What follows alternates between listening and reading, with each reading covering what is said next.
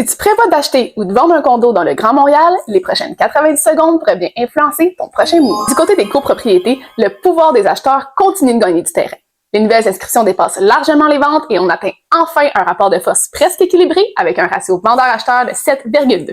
L'arrivée de la loi 16 semble refroidir plusieurs acheteurs, mais aussi inciter certains vendeurs à agir avant la date limite d'août 2027. Alors, petit conseil d'amis, redouble de vigilance parce qu'il y a plusieurs copropriétés mal gérées qui risquent d'être mises en marché dans les prochains mois. D'ailleurs, c'est le seul segment de marché où les ventes demeurent stables comparé à l'an dernier.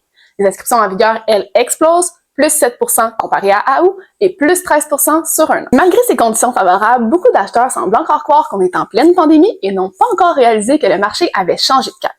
Même si les délais de vente sont 4% plus longs qu'en août, ils demeurent 23% plus rapides qu'en septembre 2024. Par rapport à la même période de l'an dernier, on voit encore 67% plus de surenchères et 25% moins de ventes à rabais. Le prix médian des condos est monté à 430 000 $, soit une hausse annuelle de 4%. Pour tout savoir sur les Plex, rendez-vous dans la prochaine capsule. You got this!